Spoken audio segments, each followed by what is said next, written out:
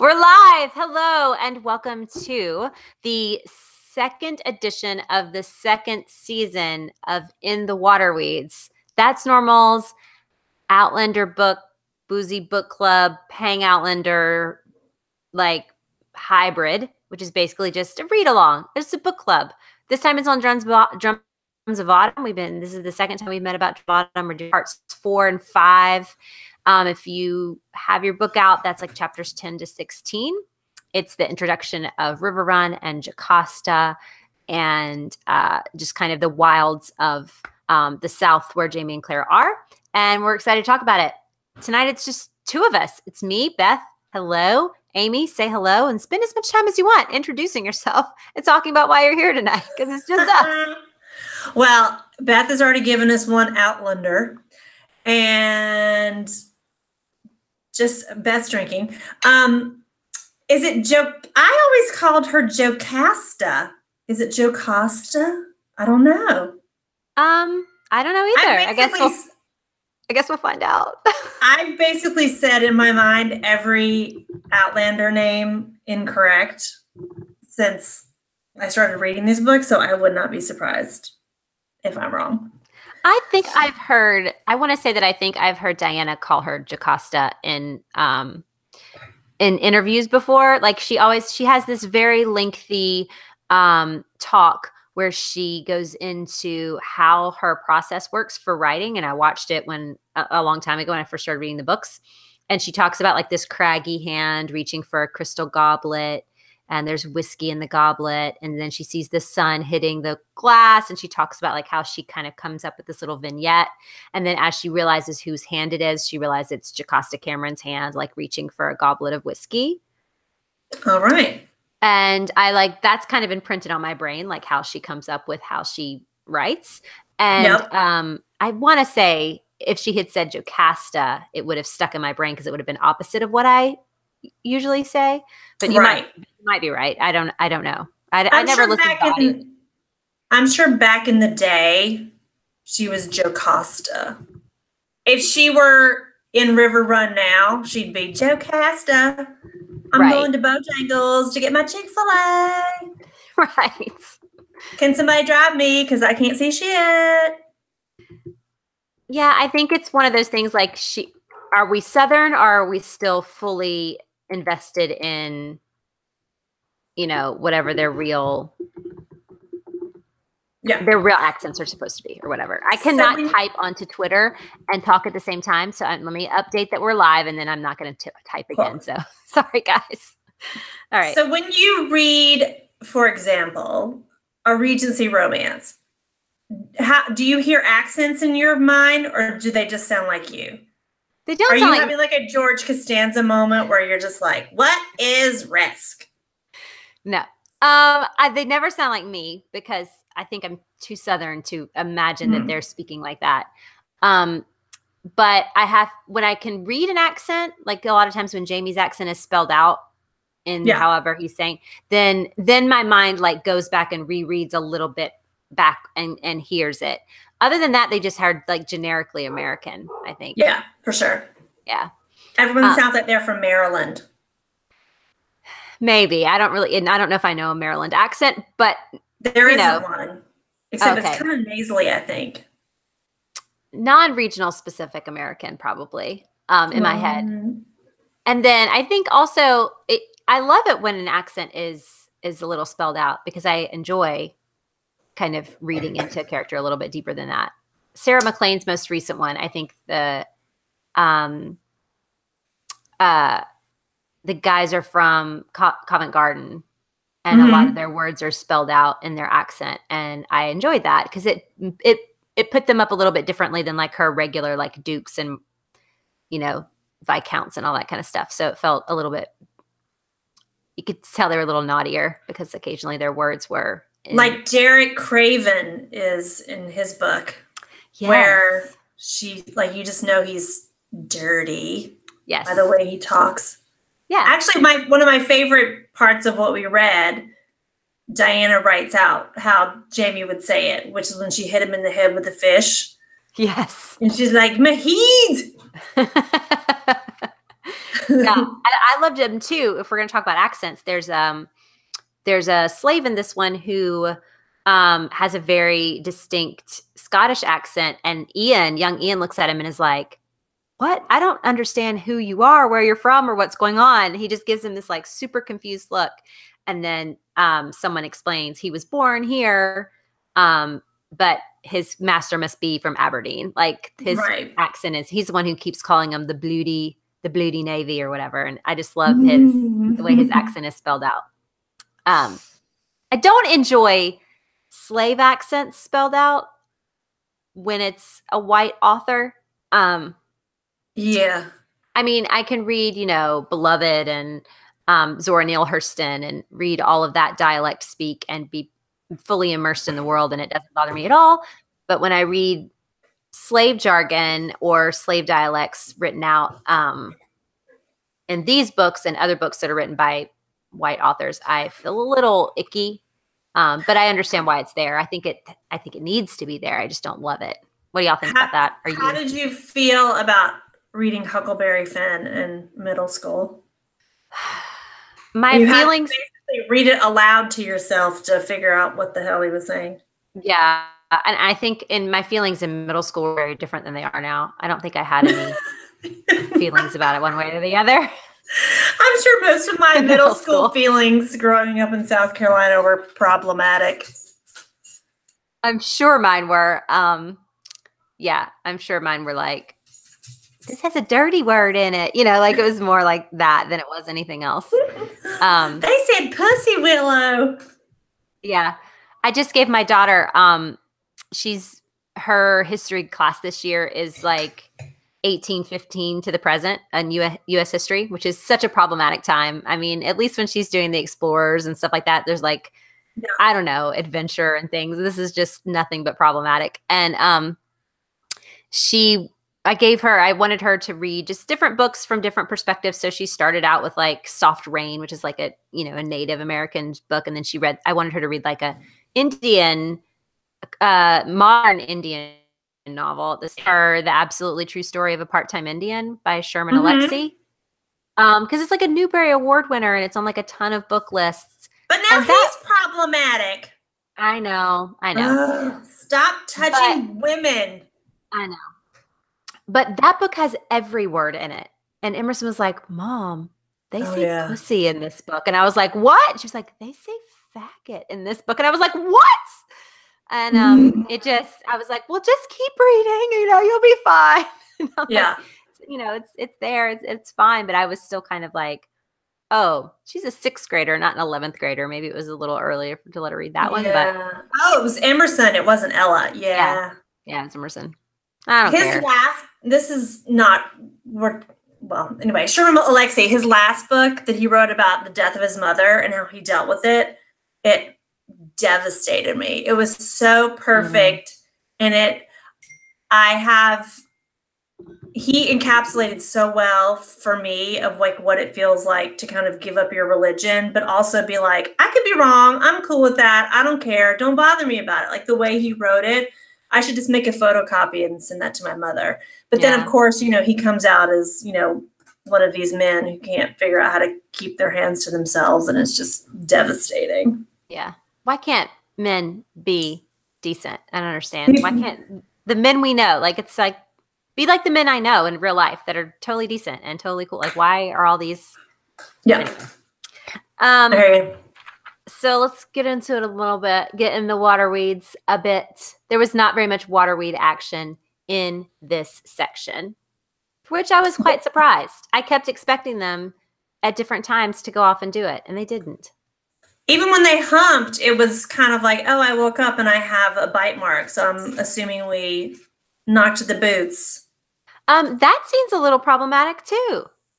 She wakes up naked and doesn't realize that he has had sex with her in the middle of the night. That's some deep sleep. That is a very deep sleep. And I get that she like helped him fight off a bear, but I'd be a little bit more aware of someone inside of me, I think. This is why when people recommend that you should get those heavy weighted blankets, I'm like, no, I don't think you should. Because then you won't know if someone's on top of you. I really, really want the weighted blanket. Every time I get the sponsored ad for the weighted blanket, I'm like, Yes. we need those. I want to buy 4 of them for all of us. Did you see Nicole Cliff recommended it? She's back on Twitter, and she recommended that you get one, but each person needs like a twin one. She says that makes sense. You cannot handle more than a twin because you can't move it. And Ira Madison III got one. He tweeted about it today. Oh my God. And then Dan Levy said, I want one really bad too. And I was like, well, I'm getting one now. Like, I need to just be in their spheres. I'm like, are they hot? That's my concern. I don't think so. Okay. This is totally not in the Waterweeds. Let's just discuss. I'm in my bed right now, my way too big bed. This is my husband's blankie. Okay. Yeah. This is a king size quilt, and it's almost like a weighted blanket. It is very heavy. I know it's heavy because I fold it every day. Okay. Because it's always laying here. It doesn't match anything in my house. He doesn't use the covers on the bed. He wraps up in that little blankie like a burrito. And, he had like sensory issues as a kid, ADHD, little on the spectrum kind of guy. And he cannot sleep without it. So, I mean, I think weighted blankets are a thing. They're a real thing. They're a good thing. Because he loves that. And that thing is, it is heavy. And the monsters can't get through it. That was always key to me as a kid. Like, I can't just have a sheet. Like, I need some weight because monsters can get through sheets. Yeah. And the thing about the weighted blankets and the quilts is that they are cool. Despite being heavy, the fabric that they're made out of keeps them cool. You know what I mean? Is this on Amazon Prime? Can I get free shipping? I'm pretty sure. I see the sponsored ad continuously. All right. Well, if Ira recommends it, I'm not going to keep it. I'm going to get it. That's right. So let's talk about Jocasta or Jocasta. Jocasta. That's how I'm not going to be able to say Jocasta. I just know I'm going to sound like a pretentious fuck. So I'm just going to say Jocasta. Oh God. See, I can't say Jocasta, but I think that my saying. Let's just call her JoJo. Auntie Jo. Okay. Because I think my pronunciation of Outlander all of this time has made it okay for me to have one pretentious way that I say something. At least I say Fraser correctly, unlike... See, I can't even do that. Like, I hear it and I'm like, that sounds dumb in my own mind. I can't do it. Well, at least I say it correctly, unlike certain people on TV. Who says it wrong? What? No, there was a big stink. There's a bunch of fans who don't like a specific... I can't think of words tonight. Had too much drink already. Interviewer for a certain thing who says Jamie Fraser, and they're like, why does she get to continually interview people if she can't say his name right? They might have something on that, but yeah, I don't disagree with that. But anyway, let's talk about Aunt JoJo. All right. I love her character. I've always kind of loved her character because I think she is conniving a little bit. She's complicated. She's a little fierce. Mm-hmm. I think the first time I read this book, again, this is only the second time I've read it. So it's my first reread. She was much older than I think she really is. But I loved her. And I cried a little bit when Jamie saw her because of Ellen and how long it's been since he's seen his mother and how much she must remind him of his mother.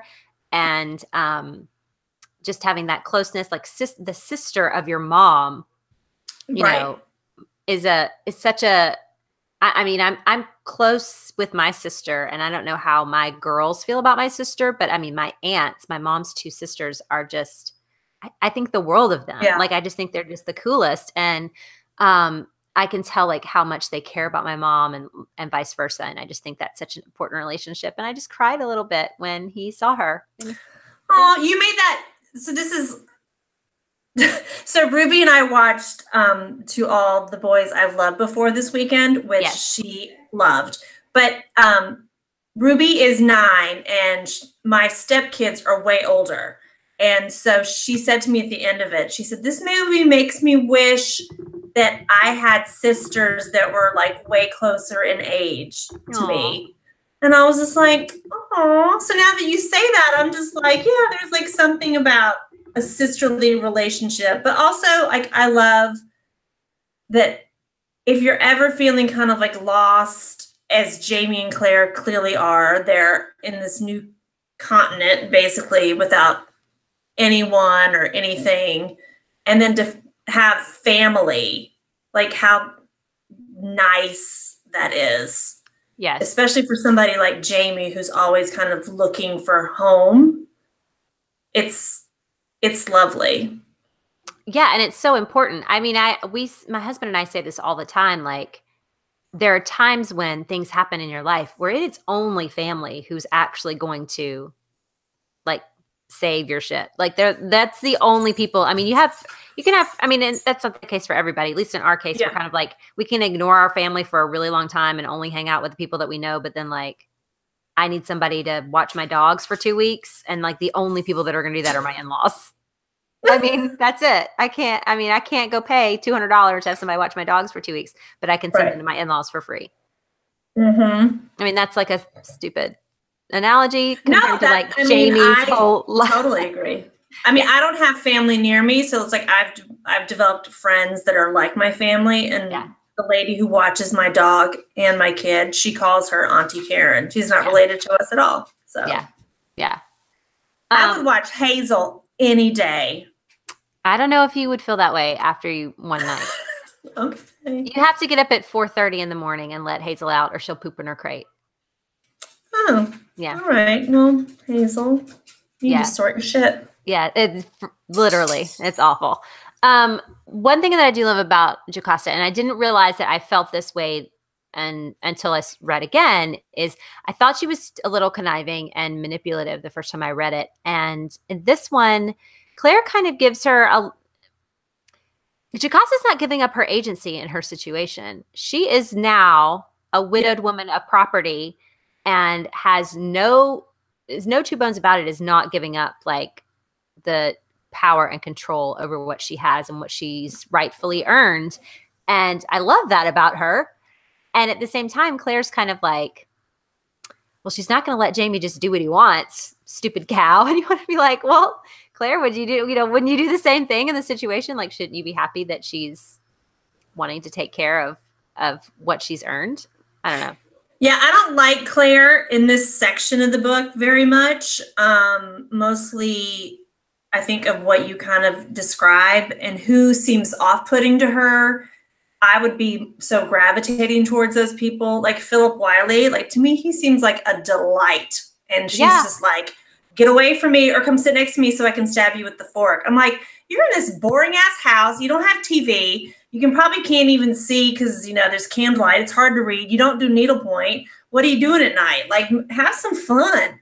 Yeah, Philip Wiley seems like a gay best friend, but also a gay best friend who thinks you're hot and is flirting with you. Those are like the best of both worlds.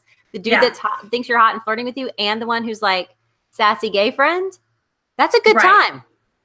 Yeah. I see no problem with him at all.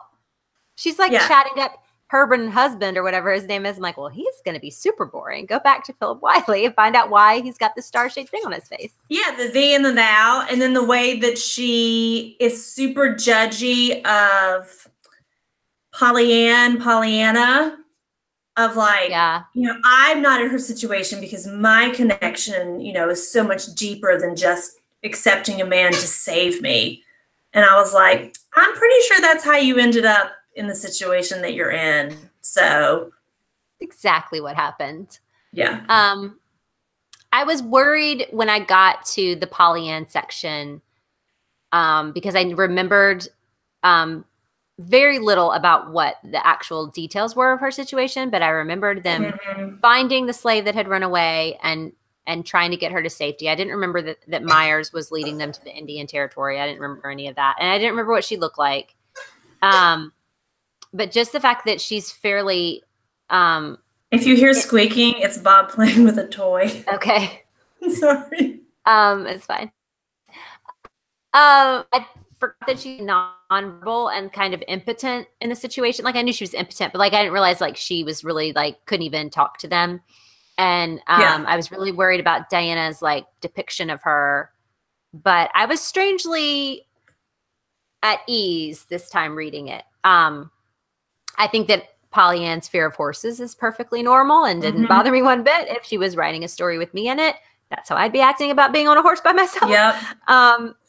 I thought that even I didn't love Claire's depiction of her figure and what she looked like and all that, but I still like I read it twice and I was like, this doesn't seem that problematic to me. Like there's one point where she calls her a ball bearing and she means like her countenance because Pollyanna has like a shaved head, or it's like super short, and her head is really round.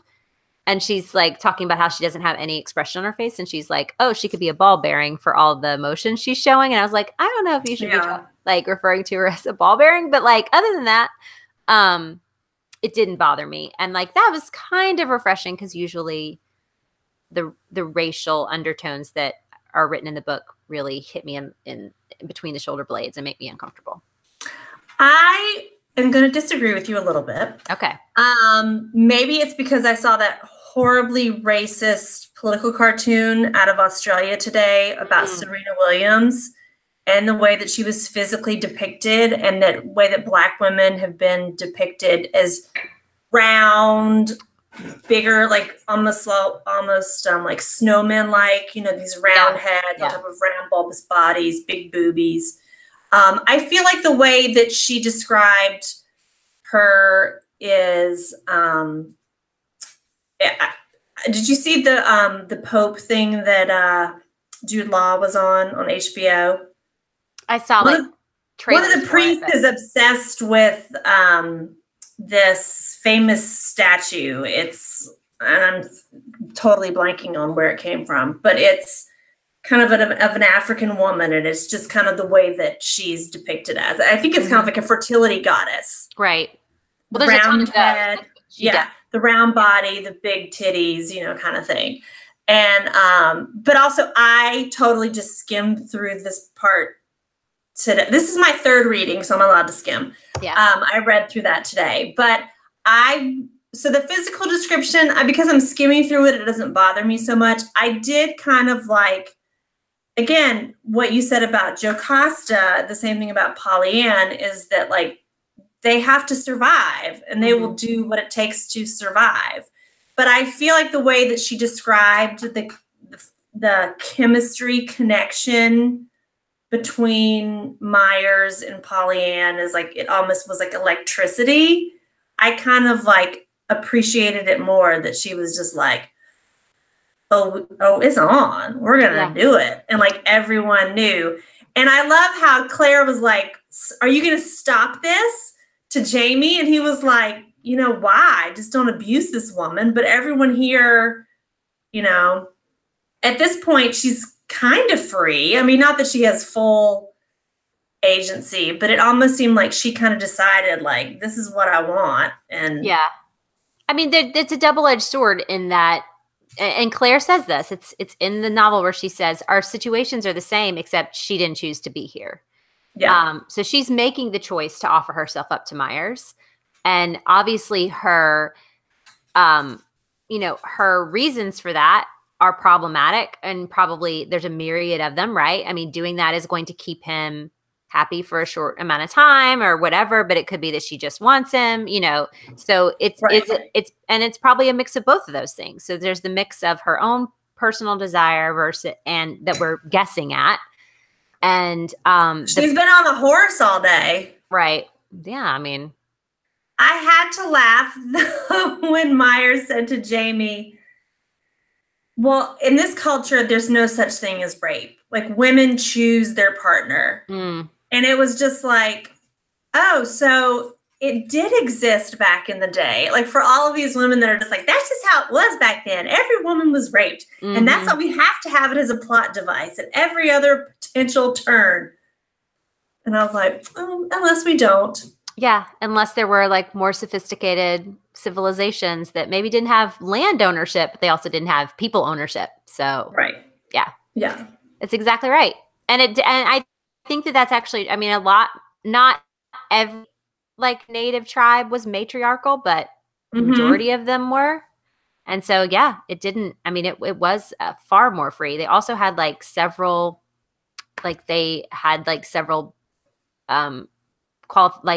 categories for gender and things like that. Yes. Yeah. Which, can you imagine if Diana had gone into intersex people in this time period?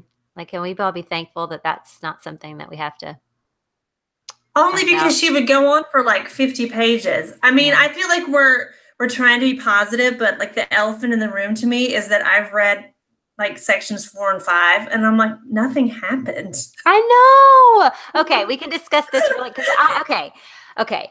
There's like a mix of the positive and the negative, right? And the negative is there is so much detail in these books. And I realize that that is a thing we have been saying for 5 years every time we talk about Outlander or whatever you're supposed to Yeah. call it. But there is so much detail.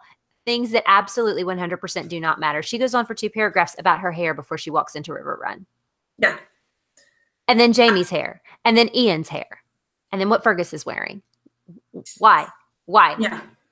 Why? I even found myself going, oh, the books that I've loved over the past several years have been able to make me care about characters and make me care about what's going on, but they're succinct. Yeah. Really succinct, almost sometimes frustratingly succinct. Like I want to get a little bit more. This is way too much for my sensibilities at this point. Well, And if you over describe it, I lose. It's the author isn't trusting you to create the vision in your own head, and they have to map out every detail for you. And then my vision is never going to map what's in the author's vision. So just kind of like let me kind of figure it out for myself. yeah, I get it. It smells like turpentine. It smells like the pine forest. yeah, It's like, yeah. And again, it's this overabundance of expertise. Like I get that Claire knows her herbs, but to be like the person who then knows what every single tree is and who knows what every single smell is and almost has a nose that could be a perfumery person. yeah.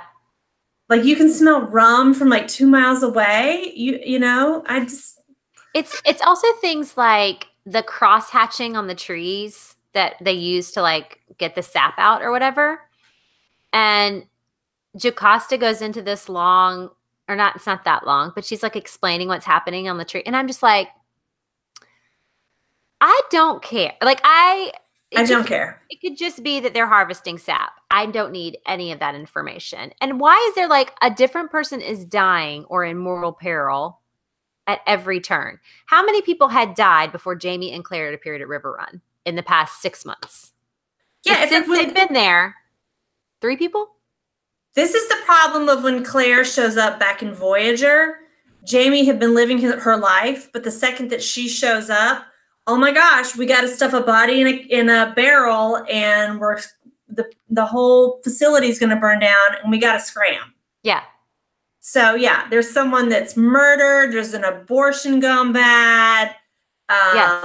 And then the guy dies of lockjaw. Lockjaw. There's a bar that's gonna, get hit over the head, and then by the way, some Indians are gonna pop up. Yeah. It's just like, I mean, it's so melodramatic. There's too much. There are literally three bodies in River Run since they've been there, and it's been maybe 2 weeks. And yet none of that moves the plot forward in any way. No, the only thing that does is them taking the slave to the Indian territory. Yeah. Because Ian then is in Indian territory, and that could have happened super fast and super easily some other way.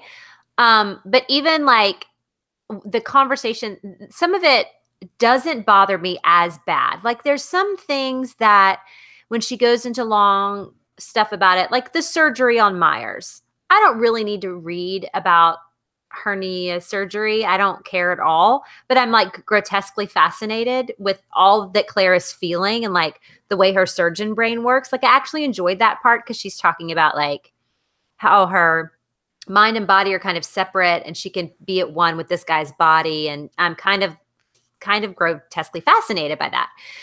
So that doesn't bother me as much. But then there's this huge long conversation that Jamie and Claire have about the foreman or whatever at the mill who died of lockjaw, that Jamie refused to tell Claire that he was dying because he didn't want her to go. And they go and they go on and on and on, back and forth about whether or not Claire would have gone and whether or not he would have wanted to stop her and why it was bad. And then her brain goes off into this whole thing about how Jamie knows what those people are thinking and she doesn't, and she needs to trust him, but then she can't because she has this. And I'm like, we get this. You did this in Voyager. You did this in Dragonfly. You did this in the first book. This is your constant, problem. And I don't need to see all of it happen all the time. They could have had like a one little fight. Like, he had lockjaw, why didn't you tell me? You know why I didn't tell you, Claire? Oh, yeah, I guess you're right. That's all it needed. Right. It drives me. That's the kind of stuff that drives me crazy. Even when she's thinking about all the things that Jamie is going to do, like all the political decisions he needs to make about whether or not he's going to stay in River Run or how he needs to leave the room if Jocasta decides to give him River Run. I do not want to read about that. I don't know what she needs to do in place of that. I would say just scratch it and give me more like fancy Jamie dialogue, because I don't care. Well, yeah, it creates this whole, like, what are you talking about? Like, again, just take her aside and talk to her for 2 seconds and explain to her that, like, I don't want her to offer this to me, so I need you to create, instead of, like, creating this buildup of, like, oh, that's what you were trying to avoid? Yeah. Or just, I guess there's sharper, funner, like, more intelligent, I don't want to say more intelligent way, but like a sharper way to have them recognize each other and recognize what they need to do in dialogue that isn't this like overwrought internal battle with Claire trying to figure out where Jamie is coming from. I just find that so overwrought, and it takes pages for her to get to the point where she just trusts him. Right. Pages. And I don't care. I don't care. I don't care at all. No. I don't care about I'm not even sure that I care about what it feels like to ride the horse again and how it feels to come off of it. And like, I don't know what I want to read in these books. Right. But like, when I'm reading it, I'm like, damn, she could have done this in a lot shorter amount of time and it would have been a lot more fun to read. There needs to be, it should have just been like, again, Jamie and Claire on the ridge. I do enjoy the stuff coming up because at least it's suspenseful about Roger. But again, that could have all been taken care of if someone had just had a real conversation.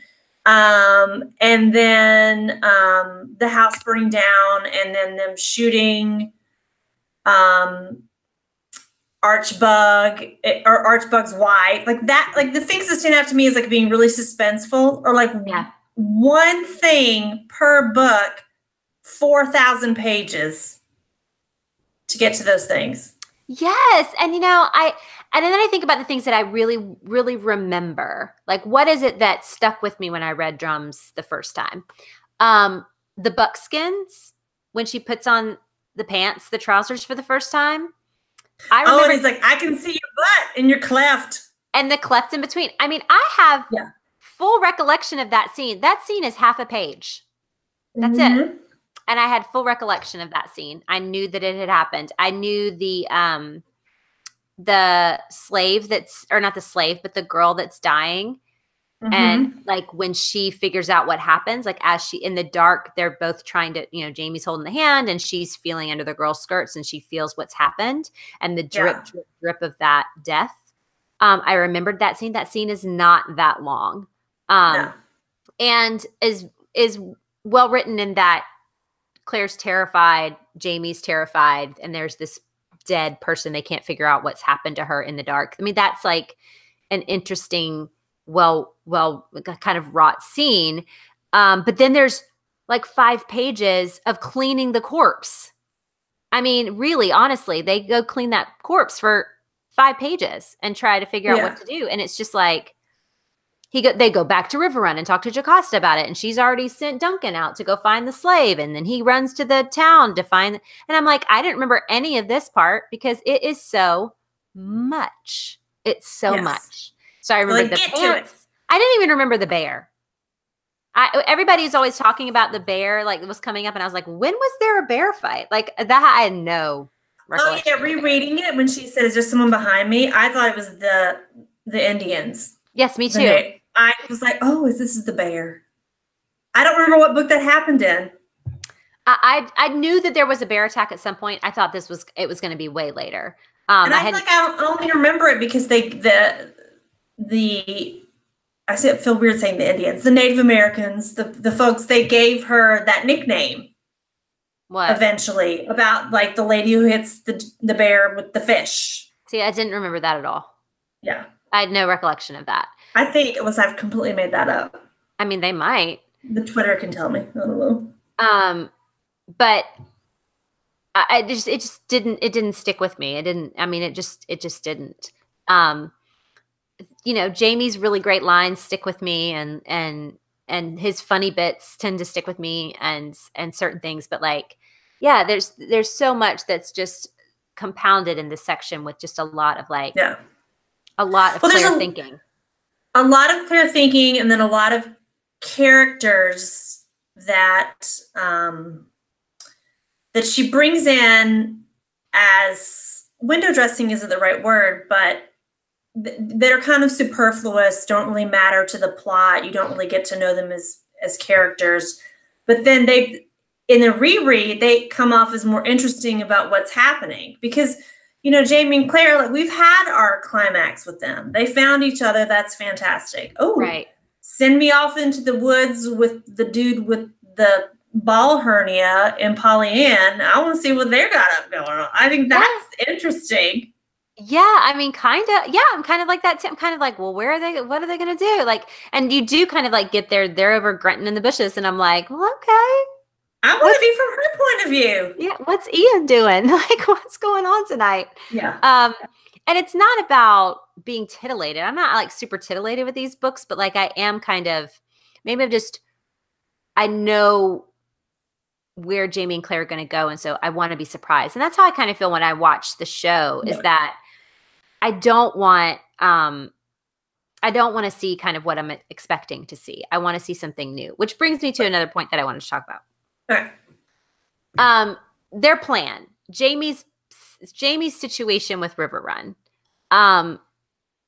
Claire at some point, and I'm probably conflating this with the trailer that was released today, which we'll talk about in a little while, but like Claire at some point is kind of like, this is not going to be this isn't a great situation. I don't want to have slaves, basically. She's like, I don't want to do this thing that we're about to do. I don't want to own people, and I'm not okay with it. Why are they not? I mean, I realize that he has an aunt and they have no money, but like before they didn't have money, they were still going to River Run. Like, why did they not just go north where she knows there's going to be abolitionists? She knows there's going to be, the Sons of Liberty, the people that are going to be on the right side of the revolution. And Jamie has a press that he can send for. Why would they not set up an industry, since they're both smart and capable and at the time had money and funds to do that? It seems really stupid for them to go south. They do have the jewels also, right? At first, yeah. They decide to go to River Run when Stephen Bonnet, they've already decided that's where they're going. And I mean, I just don't, it doesn't make a whole lot of sense for them not to go north in terms of their capabilities and her knowledge of the future. Well, and especially since her knowledge involves, dates and stuff, things that, I mean, I don't know if every kid growing up in the UK knows exactly when the United States Civil War happened, but what if? Oh, but then she lived in Boston. Never mind, I'm full of shit. But so, yeah, like why it seems convoluted for a plot purpose, not because that's what those characters would actually do. Yeah. Yes. Yeah. And it's frustrating because it becomes a huge point of contention, the fact that they're where they are. And I mean, I'm assuming they eventually travel farther north in later books. I think that's a thing that happens. I don't know. Because doesn't he get involved with the revolution? I'm like, do they? Yes, they do. They end up like in Ticonderoga or something. Yeah, because he's unless I'm conflating it with those other books that the lady kind of like based these off of, the Sarah Donati books. Oh, I haven't read those. I refuse to read anything that only Outlander fans recommend. Like no one has ever, now, real quick, no one has ever recommended the In the Wilderness or whatever, those Sarah Donati books outside of Outlander fans. And that means I'm not reading them. I will say the first book, totally worth it. The rest, garbage. I believe you. Trust me. I mean, I believe you, but I'm just saying the only people who recommend those are people who like Outlander, and they only do that because Jamie. You know why? Because when people are done with Outlander, they're like, I need something that's just like Outlander, and you do a quick Google search, and it's like, oh, read these Sarah Donati books, and you're like, oh, okay. No, if you really like Outlander, I don't even know how to say it. Read The Bronze Horseman. Read Suanna Kiersey. People are dumb. So I'm reading for fun the Anne Applebaum nonfiction book about the Soviet gulags. And the whole time I'm just like, I'm picturing The Bronze Horseman. Oh, I love it. I keep having to read other things, but I keep walking past my bookshelves and just kind of caressing The Bronze Horseman. You only get one moment of the potato shelf in your life. And it's like, I'm envious of those women who have yet to read it and experience it. I mean, I'm really, it's got to be I've got to have a point in my life where I don't have other things I have to read because I really am desperately wanting to reread that. But anyway. That's how I feel about the Sarah McLean book, 9 Rules to Break When Romancing a Rake. When they're fencing and then she gets finger banged, I'm like, oh yes. Like I'm so jealous of women that get to experience that for the first time. Not the finger banging is delightful, but reading it. And it was just like, these moments. Yeah. Jamie just brought up a good point on Twitter. She said she remembered the bear attack from the first time she read Drums, and it made her roll her eyes, and still did. She says, you really hope they leave that part out of the show. I don't think they will, because it's the first time that they're introduced to natives in person, and it allows Jamie to have camaraderie with the natives. I mean, maybe they do. And instead of it being a camaraderie type of event, it's more of a, tense one. I can see them doing that. They certainly cannot show the guy who cut the tetanus dude's ear off on a hook hanging up. If they show like a lynching by hook, I'm out. And I mean, that would be probably like the second episode. Yeah. That would be really, really terrible. Yeah. I don't want to see a lynching at all. That's ridiculous. I'm going to be honest. I don't really have high hopes for how they handle it, any of that stuff, because it's not handled well in the books. Just because it's kind of just treated as window dressing. And exactly. I understand that it's a reality of the situation that Claire is in this fictional world. But for somebody who seems to be so bothered by it, she doesn't seem to be so bothered by it. Yeah, exactly. There's like the hook scene is mostly about her medical prowess with understanding what of his organs could be damaged and what she could do to save him. I mean, that's the majority of the emotional labor that's put into that scene is her competency. And there is, and to your point, they had just come from Jamaica, where redheaded lady. No idea who you're talking about. The who owned Jayless, or however I called her name. There was ownership of people there. So it's not like all of a sudden she's like, oh crap, I totally forgot. We came to River Run and this is happening. Like exactly to your point. No, let's avoid all this. Let's just keep on heading, to Yankee Land. Yeah. And she never has a moment where she's like, maybe we shouldn't be in the South. And never. I mean, at this point, there are non-slave. It's 1767. There are non-slave states, and she should have. It should have been like her number one. Like, this is my, unless something horrible happens, we're not going to where your family is. We have to go where there's no slaves. I can't do this. Right. And you would think that she would even, in the process, like get involved in the abolitionist movement. And she does none of that. She's just blindly following him wherever he wants to go and worried about whether or not he gets to be a laird. And yeah, the regulators. I could give a shit about the regulators. I don't even know what the regulators are. I don't remember ever. I mean, I grew up in Greenville, South Carolina. I didn't learn dick about the regulators. I mean, we did plenty of Civil War stuff in my AP US history, but I don't care. Is it just a militia? I think so. Like a militia that gets escaped slaves and brings them back or something? I don't know. Yeah, they just seem like the KKK of back in the day. Oh. They're trying to make America great again. It's the worst. It really is awful. I just wish that they were, making new strides into new territories instead of the same old stuff that they're going over and over the same things. They go over and over the same ideas all the time, and the same. Well, the best part of this section is, the termination of pregnancy gone wrong. In what way? If anything, all that we should be reading about, it's that, ladies. Yes. Is this what you want to go back to? Take note. You don't want to put a kitchen hook right up your hoo-ha all by yourself in a dark shed. That's not something you want to do. Okay. So any last words on this particular section? Yay for the buckskin breeches and him wanting to take them off. I think that part is sexy.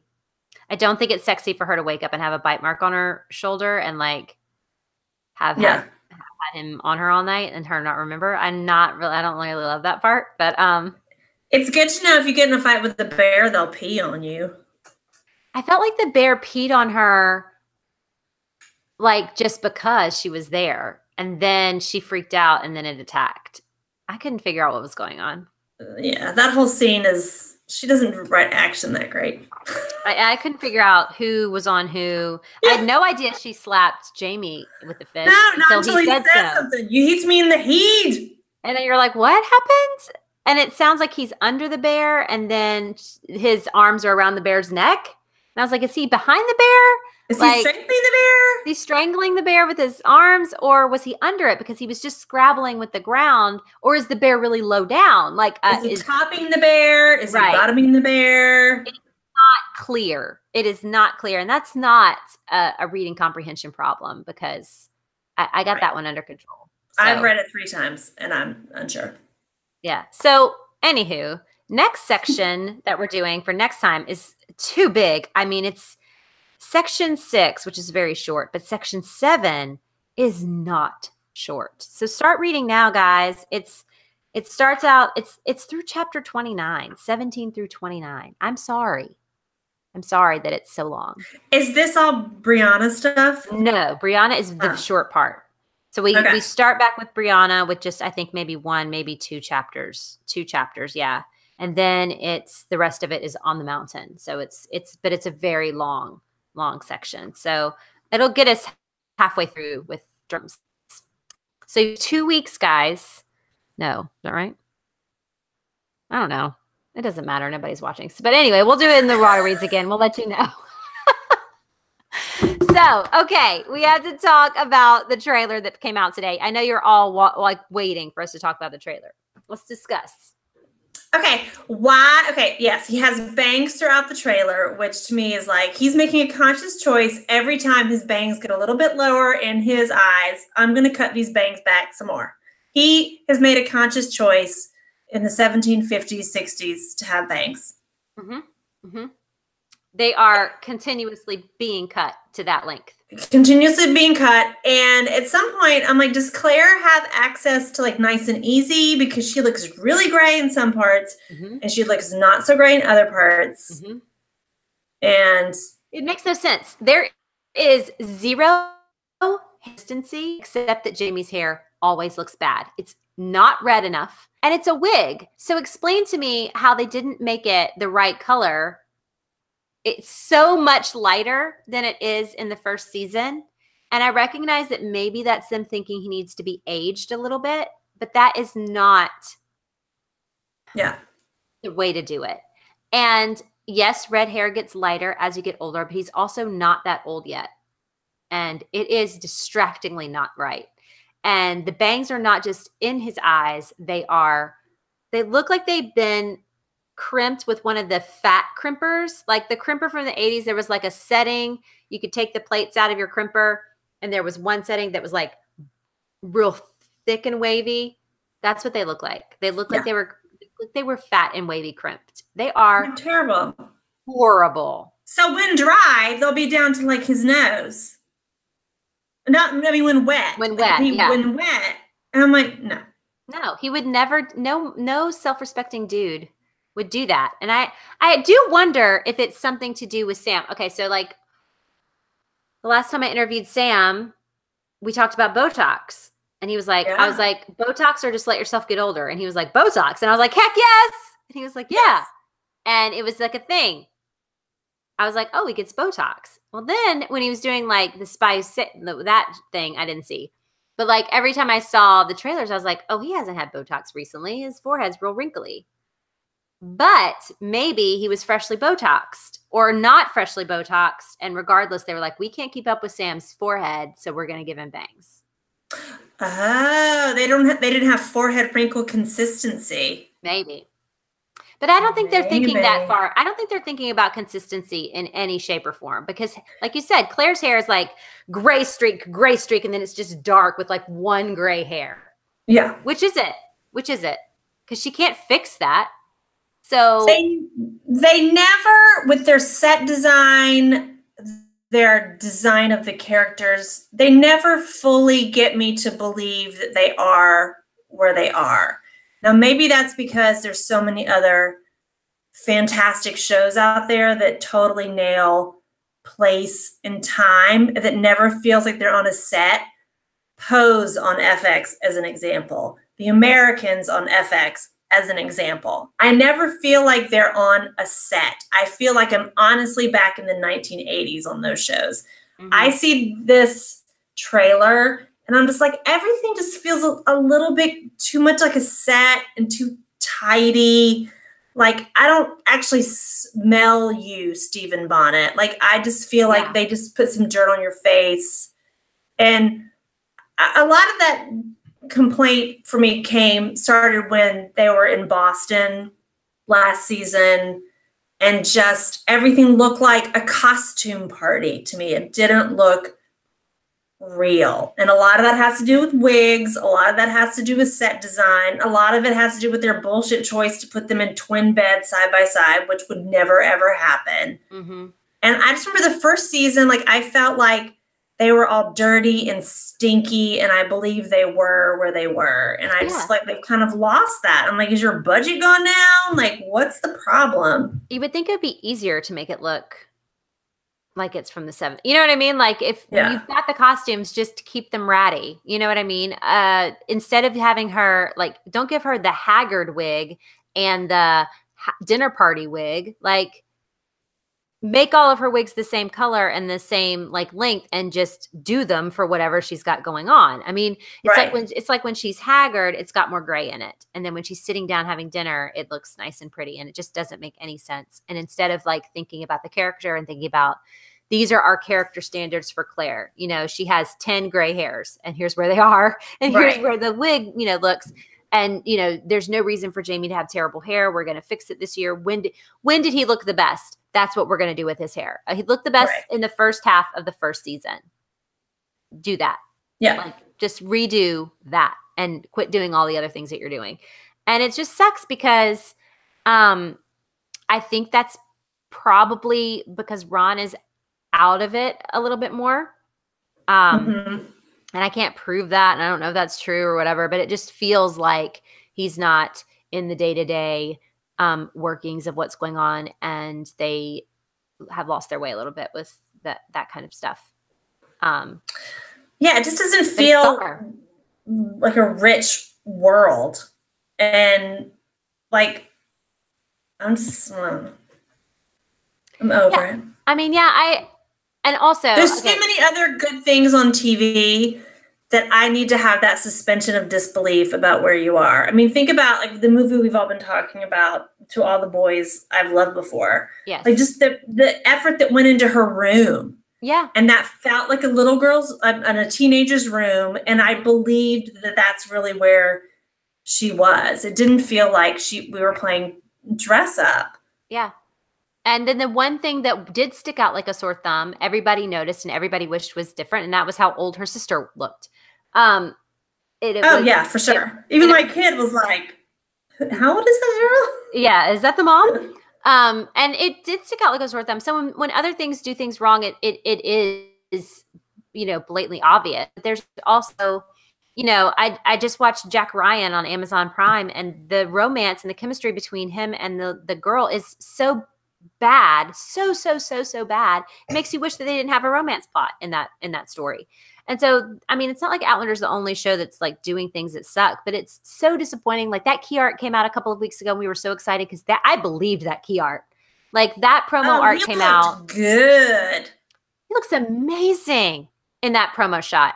His hair looks amazing. His confidence looks amazing. Yeah. And then I watched this trailer, and he is, as my friend Brittany put on Twitter, he's infantilized again. It is baby Jamie. They're sitting up against a tree, and she's talking about America, and he's looking up at her like she's his mom, telling him a bedtime story and going, "Is that our dream too?" And it looks like he's about to just suck on her teat, but not in a sexy way, in a baby way. It's ridiculous. And he's even like lower than her. Like she's propped up, like telling him a bedtime story. I am very tired of Jamie being infantilized. It is such a misreading of all of these books that he would defer to her in that way, not in like a they aren't equals, but in this he's stupid way, and she has to guide him through what they're doing. It is bullshit, and I hate it. And it was all over that trailer. Have they set the trailer up of like, here we go again, we're on the wrong side of history. We're going to is he going to be like, let's try to change the outcome? I mean, he does say something like, no, please do not. Yeah. What does he say? He says something like, I can't change. I don't know if he says change the future. He doesn't say change the future. That would have hit my synapses in the wrong spot. But like, he does say something like, I can't face the world without you or something like that. But it's about what's going to happen, not just life, not just their life. It's about whatever's about to happen. And even her saying we're going to be on the wrong side of history again is not a phrase she would have used. Just like they never said change the future, she would never have used this phrase wrong side of history. That is a modern term. Yes. It slaps you right out of the reality of what they're doing. It doesn't even look like a colonial, adventure show. Turn looks like a colonial adventure show, and Outlander looks like this pablum. It looks like period piece pablum, and I wish that I had written that instead of saying it because I like alliteration really a lot. But that's what it looks like. It looks like somebody took it and like mushed it up in a bowl and they're feeding it to babies instead of it being interesting. That's why the Colin Firth Pride and Prejudice version is total shit to me because it looks cheap as hell. That's like cheap. I mean, it's like, why I don't watch Doctor Who? Things made from the BBC are cheap looking. Yes. And the Keira Knightley version, everyone had like dirt on their hems and it just looked authentic. And it just doesn't look authentic. Yeah. And which makes me mad because I think about the first episode. Was it the first or the second episode? Where she's at the fireplace and you can barely see, and he's got his shirt off. Yeah. And it seems authentic. Yes. In fact, that sanitized. It does. It seems very authentic. I felt that way about the whole first part of the first season, where it just felt like you were really there, like that, like things were smoky, and her little room in the castle was, pokey, and it felt there's a definite difference between what we've been watching the past couple of seasons, and it looks like what we're going to have to watch in season 4 than what we watched in season 1.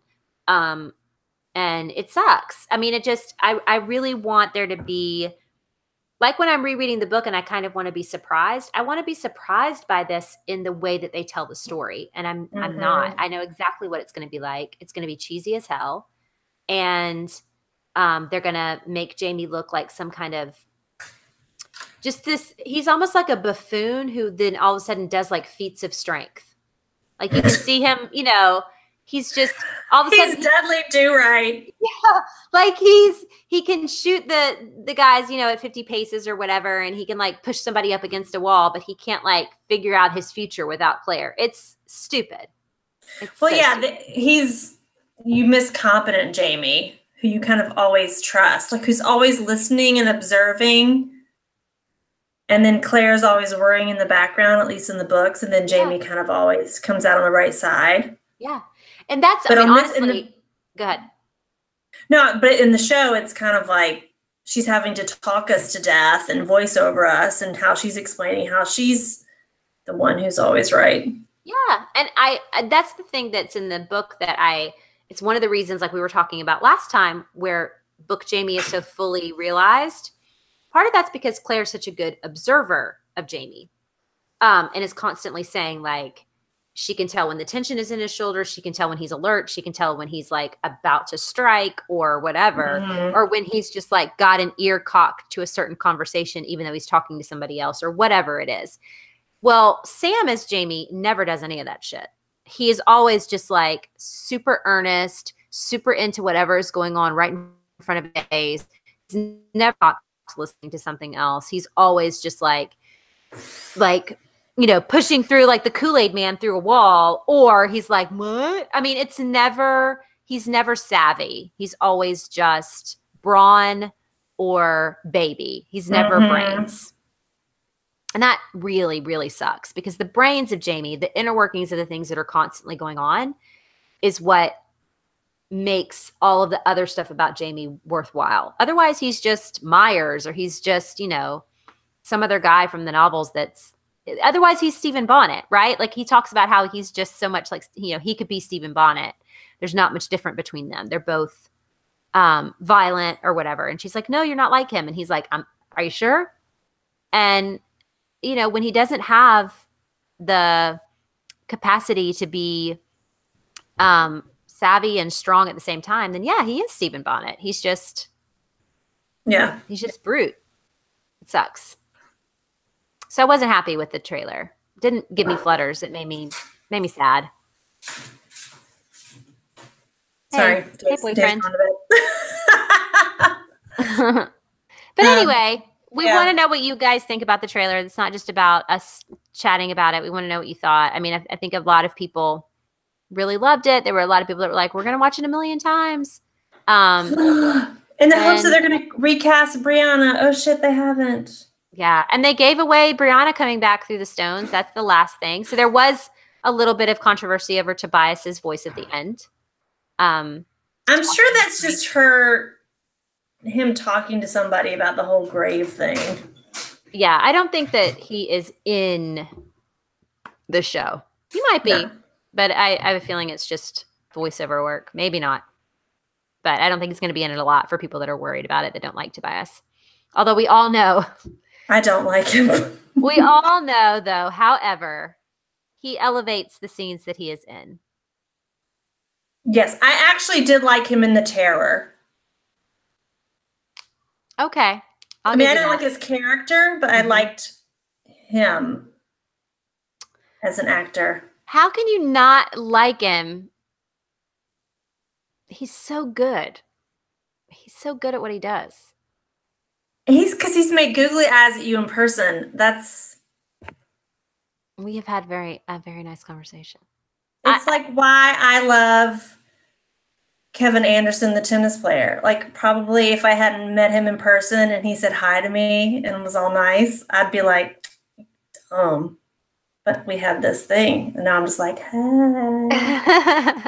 I mean, it's not like I'm just enamored with him because he's like erudite and, winked at me a few times. It's not that. Like, it's just like I think he elevates the scenes that he's in to another level. I think he makes Katrina a better actress. I think when she's with Sam, she has to deal with like that super duper earnestness, which is really hard to play off of a lot. It makes her too earnest, which I thought was one of the real problems with the trailer for me, was that like she was super earnest this time too. And it was too much. The both of them being just Jamie! like, yeah. I mean, it was just, you know, do you think this could be our home? I do think it should be our home. And I was like, oh. But then what's the drama in that? I mean, that's why I don't have any hopes for season 4, because there's nothing in the material. I mean, there's nothing that happens after book 3. That's where they should have ended it. Yeah. And I read them all because I wanted to spend time with Jamie and Claire because I fell in love with them as characters. But let's be real. There's nothing that happens. And even if it does happen, like we've been saying, it's not really moving a lot of plot forward in ways that that matters. It's just things that happen. Things happening or people dying isn't a narrative. Yes. Yes. Yes. Yes. Yes. Right. And that's exactly what we're dealing with. It's just like a lot of things happening, but no narrative. Boom. I'm going to cross stitch that. Thank you. And I'm going to put it on my wall next to all of my Outlander swag.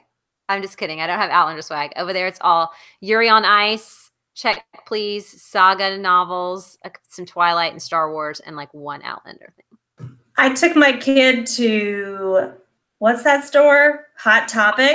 Hot Topic. Go ahead. And then she was like looking at all the anime stuff because she's really likes to draw it. And I was like, oh, do you know what this is? She goes, oh, Yuri on Ice. Yes. And there's some other Yuri thing that she's into. And she's like, every time I type in Yuri, I get Yuri on Ice. And I'm like, I don't want that. Aw. I wonder what other Yuri thing she's into. Anyway. She should be into Yuri on Ice. It's something, Yuri is a character from something she watches called Doki Doki Literature Club. It's like 4 Japanese schoolgirls, and then they all kind of murder each other because they all like this dude. And Doki Doki means something in Japan, Japanese, and I can't remember what it is. I think it means like, oh, it's the sound your heart makes when you're like into somebody. It goes Doki Doki. That's a great word. Yeah, Doki Doki. I love it. Okay, well, 2 weeks from now, more In the Waterweeds. Part 6 and 7. We're going to get a little Brianna and Rogers and a whole lot of stuff happening on a mountain in a very, very long section called 7. So, I hope you guys can join us. Can I just say this really quick?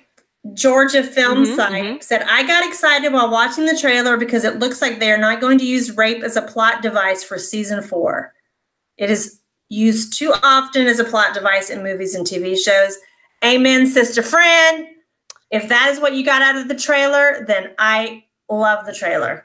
Yeah, I mean, if that is the case, I'm very happy. They already made some good decisions last season with that. You know, they cut out the parts with what's her name? Yeah. What's her name? Who? The girl, Willie's mom.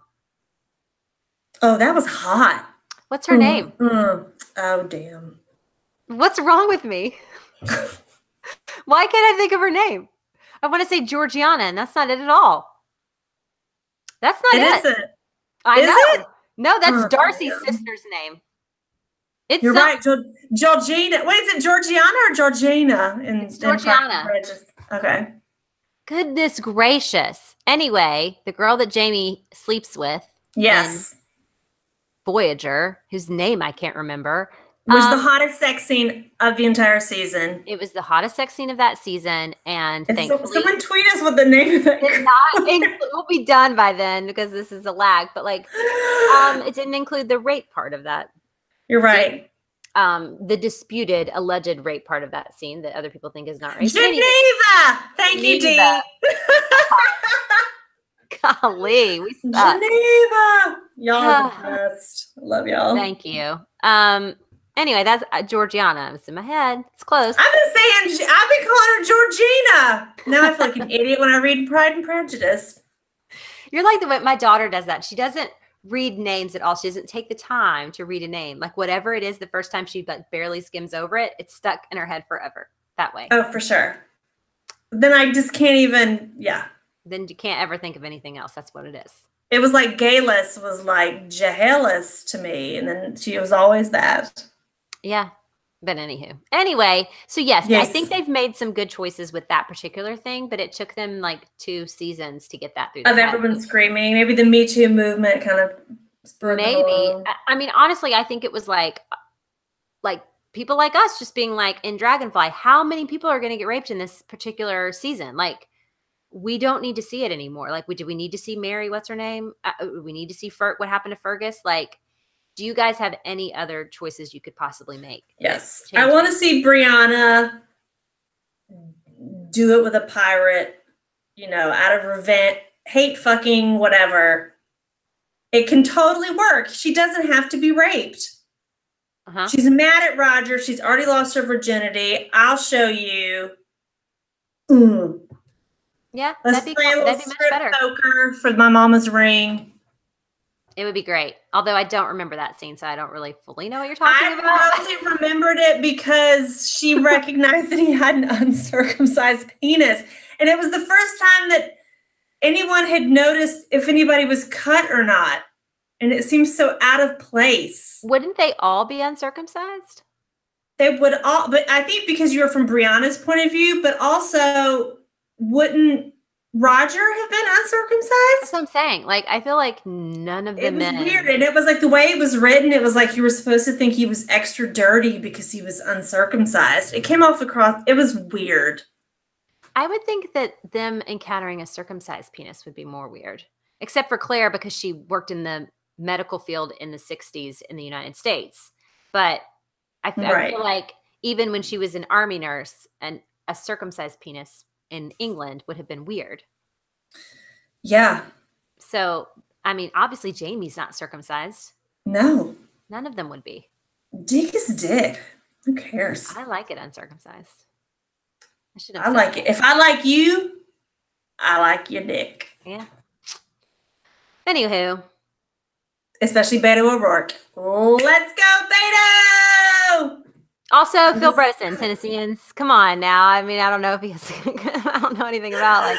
I got a phone call from Sheldon Whitehouse's office today reminding me to vote in our primary on Wednesday. Tennessee doesn't have any more primaries, but we do have Phil Bredesen.